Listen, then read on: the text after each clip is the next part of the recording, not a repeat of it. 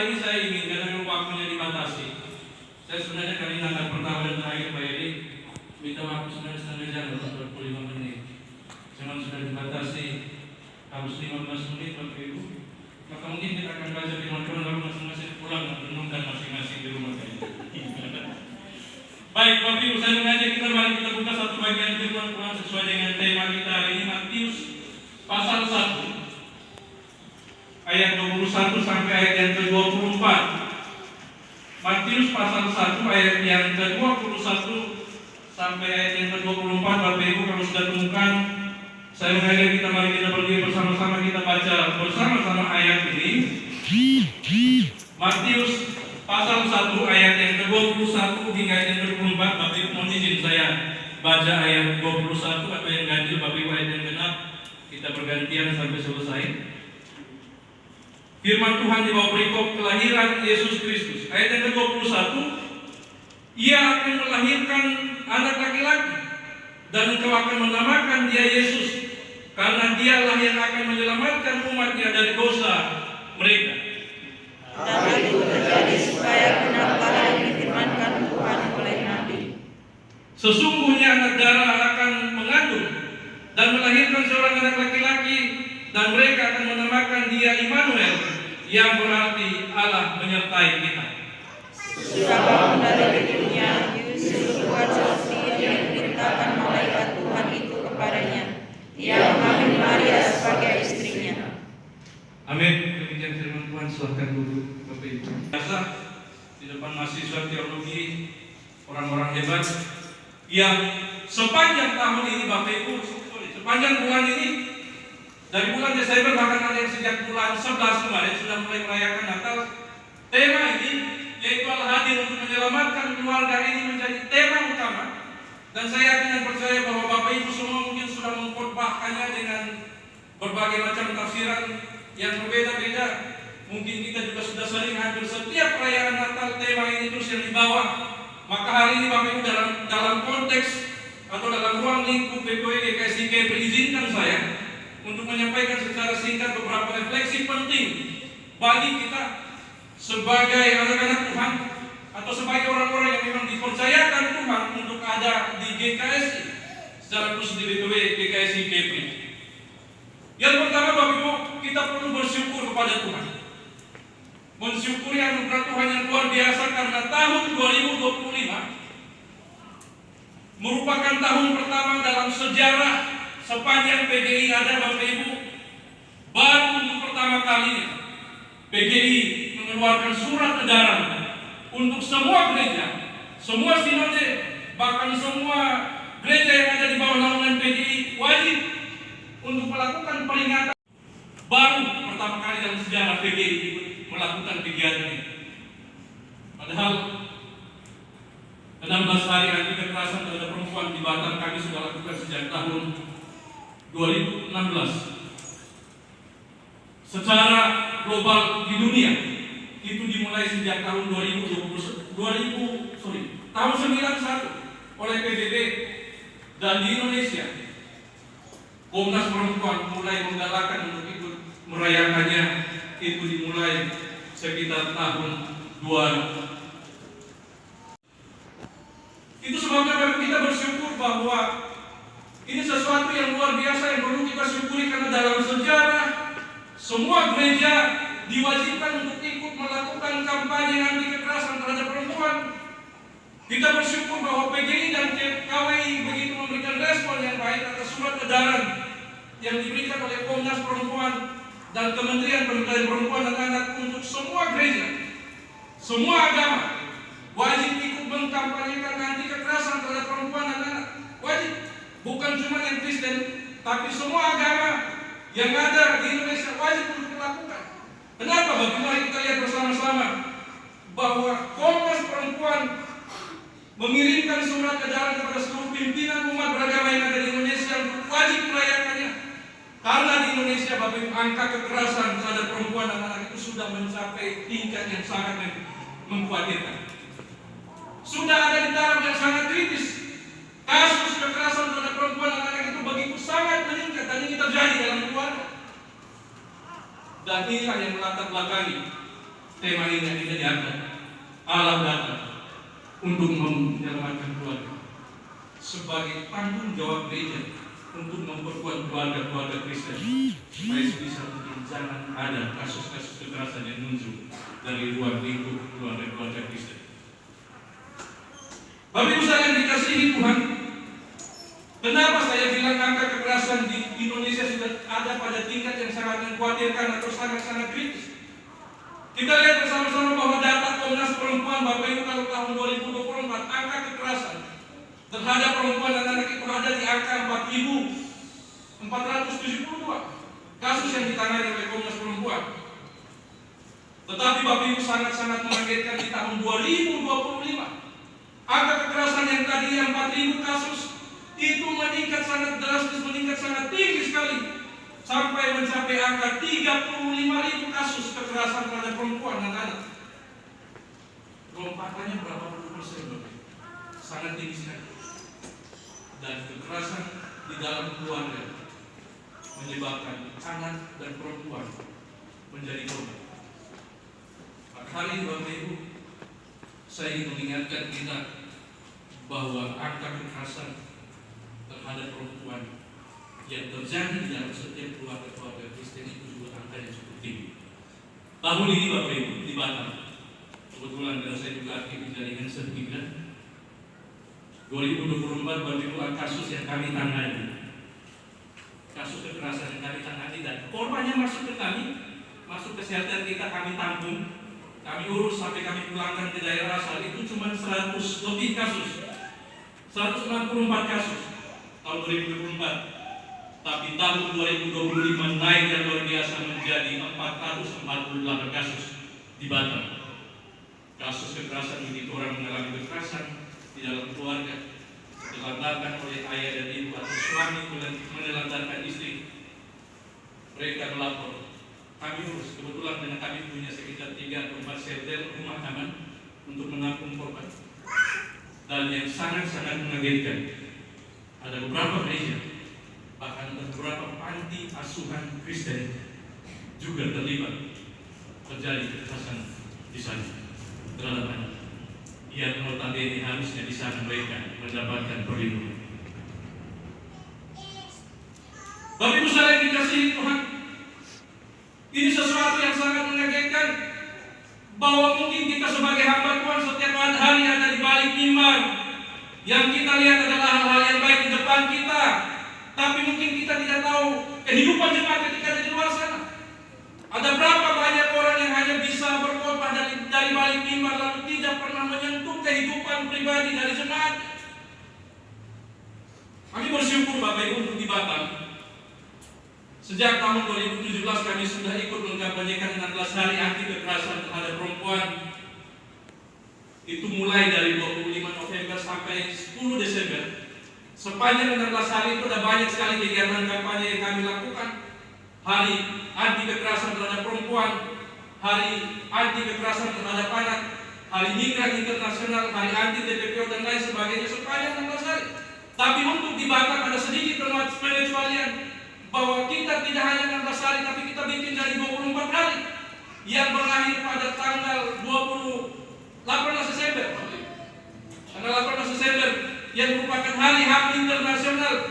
Dan sepanjang hari-hari ini dari November sampai Desember setiap saat kami ada di tempat-tempat yang dianggap rawan untuk ikut mengkampanyekan, menyuarakan jangan ada kekerasan, jangan ada tindak-tindak kekerasan yang terjadi dalam keluarga.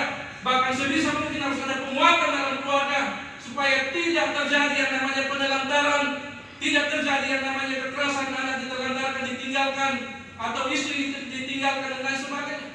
Wajib. Dan itu terus kami lakukan sepanjang tahun 2017 sampai hari ini. Dan ini terjadi karena memang Batam menjadi satu tempat yang memang tren kasus kekerasan yang sangat tinggi. Karena berada di daerah perbatasan antara dekat dengan Malaysia, Singapura dan beberapa negara yang lain.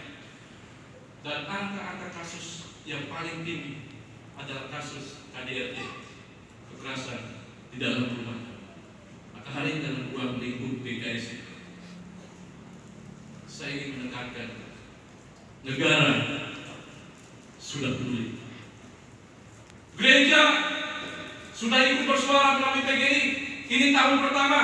Harapan kita ke depan terus dilakukan setiap tahun secara rutin, supaya sebisa mungkin kita ikut mencegah kekerasan yang terjadi dalam keluarga Kristen. Ini tanggung jawab kita bersama. Kita tidak akan mungkin terhindar dari hal-hal yang mungkin membahayakan dalam keluarga kita. Tapi sebisa mungkin Bapak Ibu, kalau kita sulit untuk menjaga orang lain, mari kita mulai dari keluarga kita masing-masing.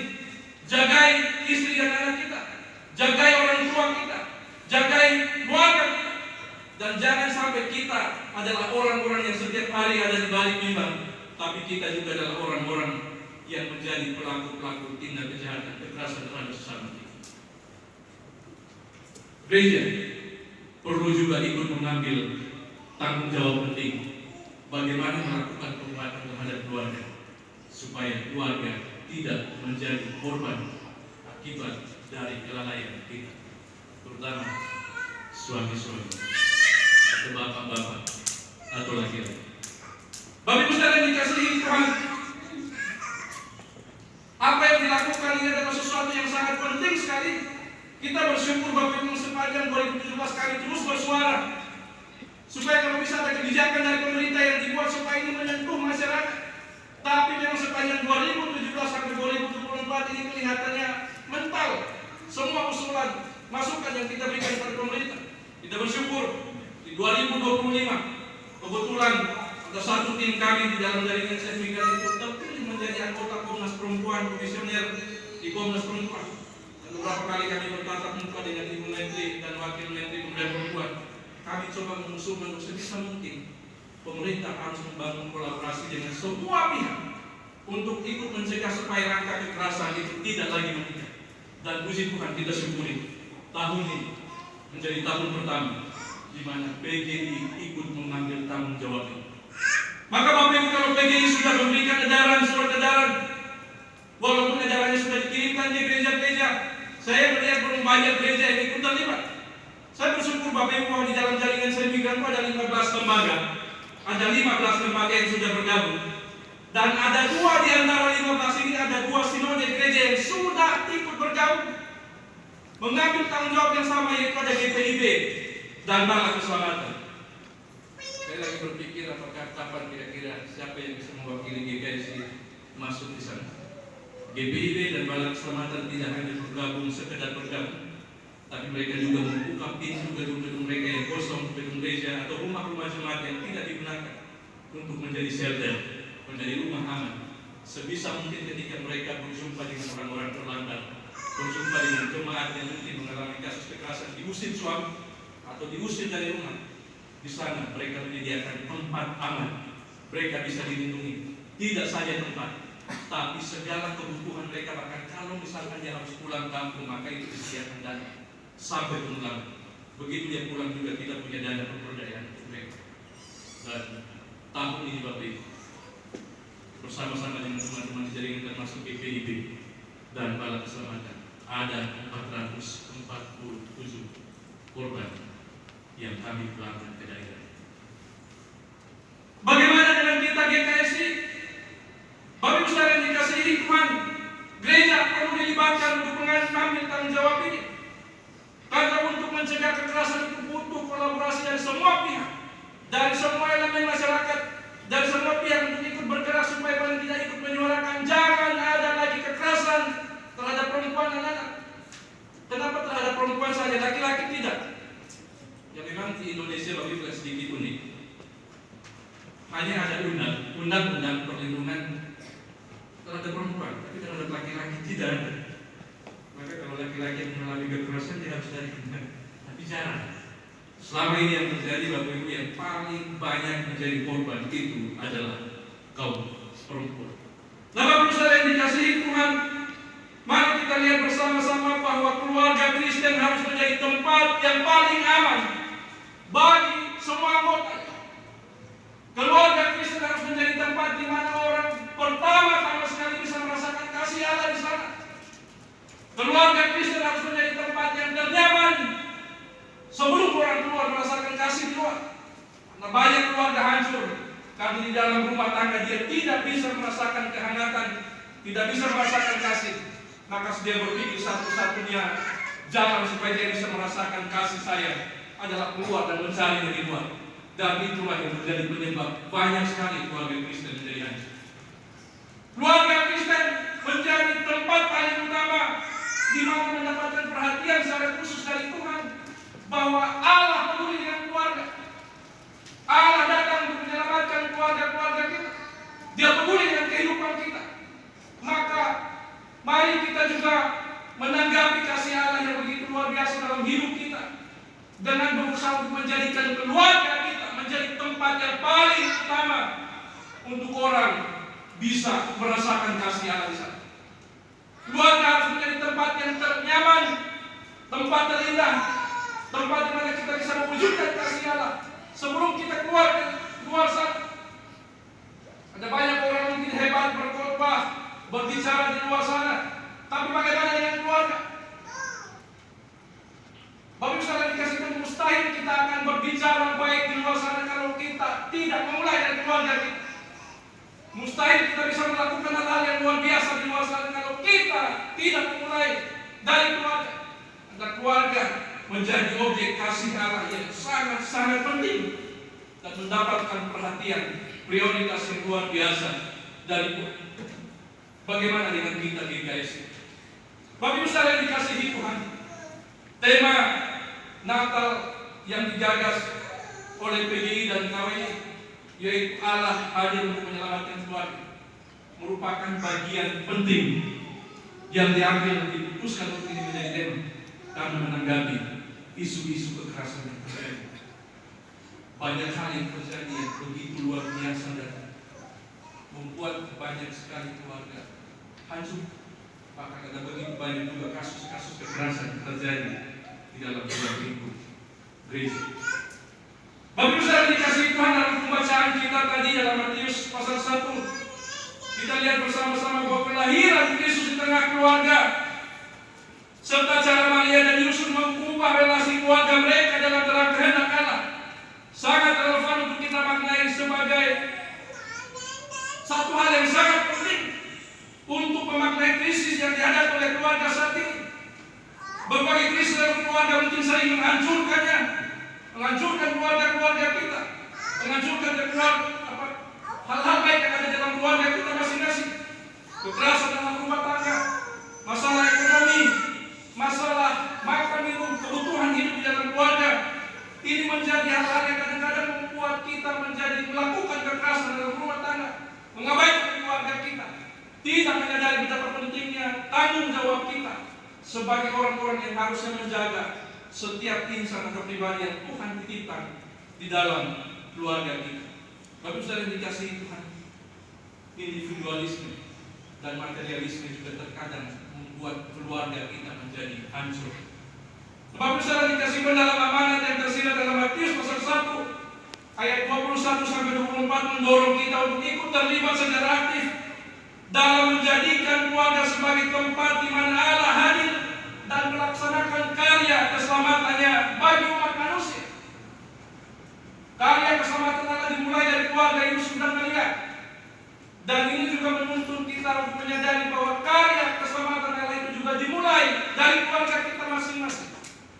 Sebelum kita keluar untuk melakukan hal-hal yang luar biasa di luar, mari mulailah dari keluarga kita. Bapak Ibu saudara yang dikasihi Tuhan, keluarga adalah tempat di mana suami dan istri mengambil peran yang setara dan bertanggung jawab terhadap pasangan, terhadap anak-anak, bahkan terhadap semua anggota keluarga yang ada di dalam rumah kita masing-masing. Dan siapapun yang ada di dalam rumah kita yang Tuhan tempatkan di sana, mereka adalah bagian dari kehidupan kita yang wajib mendapatkan perhatian dan kasih yang harusnya kita hidupi dari kasih Allah dalam hidup kita. Bapak Ibu saudara yang dikasihi Tuhan, perayaan Natal tahun ini menjadi saat yang tepat bagi kita untuk merenung dan bagaimana memberikan hidup kita untuk mengalami karya Allah yang hadir untuk menyelamatkan melalui pemulihan dan penguatan dalam kehidupan keluarga. Karena itu hendaknya setiap keluarga Kristen harus menjadi tempat di mana kita boleh menyebarkan kasih Allah di sana. Setiap keluarga Kristen harusnya menjadi tempat di mana kehendak Allah didengarkan, dilaksanakan, dan kasih Allah dinyatakan di sana. Bapak Ibu saudara yang dikasihi Tuhan, hendaklah nilai-nilai kekristenan yang Tuhan sudah nyatakan dalam firman Tuhan, dalam Alkitab, ini juga kita terapkan dalam keluarga kita masing-masing, supaya dengan demikian Bapak Ibu ini memberikan dampak yang baik bagi keluarga kita. Dan paling tidak, ini juga membantu untuk mengurangi angka kekerasan terhadap perempuan dan anak. Paling tidak ketika keluarga sudah aman, maka bangsa dan negara kita juga pasti akan aman. Amin. Kalau keluarga kacau, keluarga macam berantakan, maka imbasnya juga terjadi pasti di sekitar kita, di tempat di mana kita tinggal, bahkan secara luas di Indonesia. Kenakalan remaja terjadi di mana? Anak-anak yang menghabiskan hidup mereka untuk melakukan kejahatan di jalan terjadi karena mereka tidak bisa mendapatkan kasih di dalam keluarga. Bapak Ibu saudara yang dikasihi Tuhan, saat ini gereja dan umat manusia juga mengalami berbagai macam krisis yang terjadi dalam hidup kita terkait dengan kebangsaan. Mungkin kasus-kasus kekerasan kemanusiaan, kerusakan ekologi, pendidikan dan budaya. Dan salah satu akar dari persoalan tersebut adalah kecenderungan manusia yang lebih mengikuti keinginannya sendiri daripada kehendak Tuhan. Kehendak Tuhan adalah baik, menyatakan kasihnya bagi keluarga, tapi kita lebih banyak cenderung untuk melakukan dosa daripada menanggapi kasih Allah yang luar biasa yang Tuhan nyatakan bagi kita. Bapak Ibu saudara yang dikasihi Tuhan, harusnya dalam kehidupan kita sebagai orang-orang percaya, kita lebih memberikan hidup kita, perhatian kita untuk lebih mengikuti kehendak Tuhan, apa maunya Tuhan, daripada apa yang menjadi maunya kita dalam kehidupan kita. Mendengarkan dan mengutamakan Tuhan dalam keluarga, itulah hal terpenting yang wajib kita lakukan dalam kehidupan keluarga kita masing-masing. Bapak Ibu yang dikasihi Tuhan, kita perlu mengalami karya Allah yang luar biasa. Dia hadir untuk menyelamatkan keluarga karena Dia peduli dengan keluarga. Tahukah kita bahwa keluarga itu bisa ada karena inisiatif Allah? Allah lah yang berinisiatif untuk membentuk manusia bisa membentuk keluarga. Dalam kitab Kejadian jelas disangka bahwa tidak baik manusia itu seorang diri, tapi yang masih kuliah tetaplah seorang diri dulu. Jangan buru-buru, bahkan ada waktunya bagi perlu. Dalam ruang lingkup jemaat, memang tidak baik manusia itu seorang diri, dan ini juga menandakan kalau ada pendeta yang masih sendiri, kita doakan saudara-saudara. Amin. Bapak Ibu saudara dikasihi Tuhan, mari kita lihat bersama-sama bahwa Tuhan memiliki rencana yang indah di dalam keluarga. Dia punya rencana yang luar biasa, bahwa keselamatan yang dinyatakan bagi dunia dimulai dari keluarga. Dimulai dari keluarga. Ketika keluarga Kristen sudah menjadi keluarga yang aman, yang saling mengasihi, yang terus dipimpin oleh kasih Allah, maka dunia akan menjadi tempat yang aman. Karena ketika kita keluar, kita juga bisa membawa kasih dan kita bisa tebarkan kepada orang-orang di sekitar kita.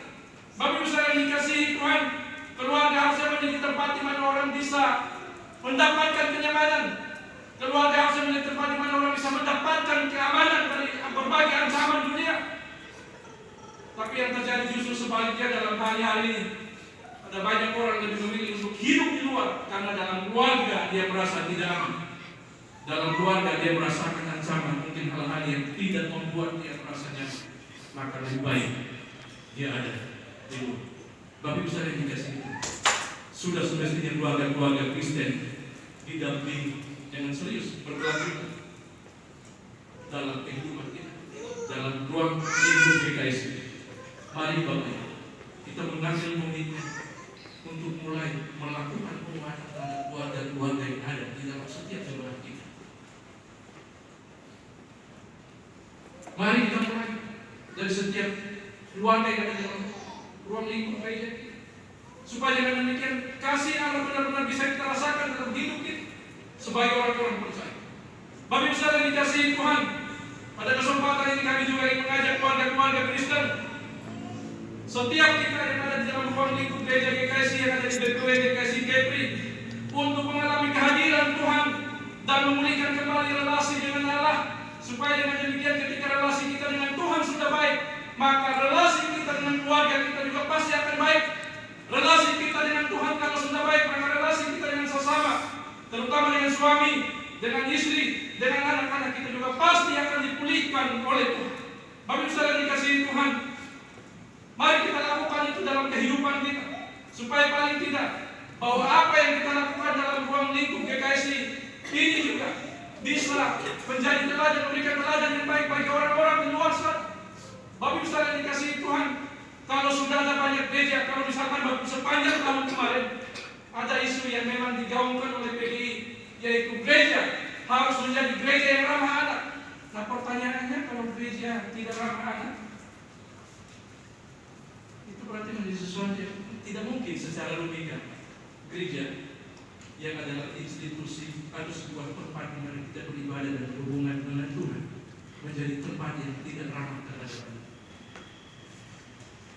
Tapi kenapa sampai akhirnya PGI harus mengeluarkan surat edaran untuk semua gereja bisa menjadi gereja yang ramah anak? Karena ternyata dalam kasus besar yang saya sampaikan, dari 35.000 kasus yang terjadi sepanjang tahun 2025, sebagian besar terjadi di ruang lingkup gereja, sebagian besar terjadi di ruang lingkup keluarga Kristen, sebagian besar terjadi dalam ruang lingkup panti-panti asuhan Kristen yang notabene harus di sana, harusnya di sana anak-anak mendapatkan perlindungan.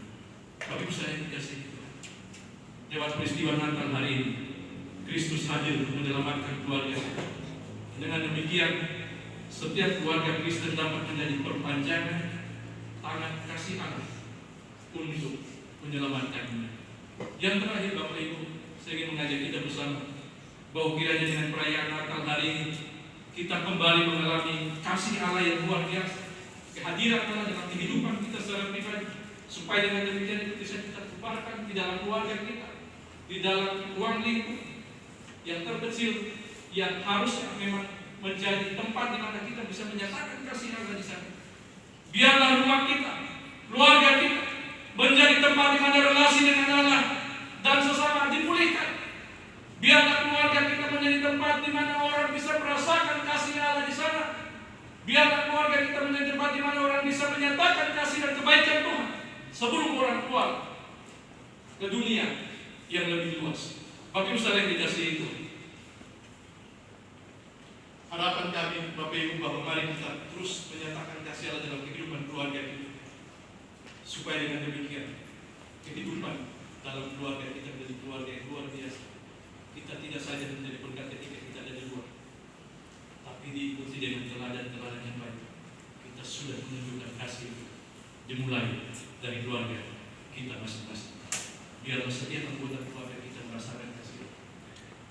Biarlah setiap anggota keluarga kita merasakan kuasa Tuhan nyata dalam hidup kita, dimulai dari keluarga kita masing-masing. Kiranya Tuhan memberkati kita sekalian dan mari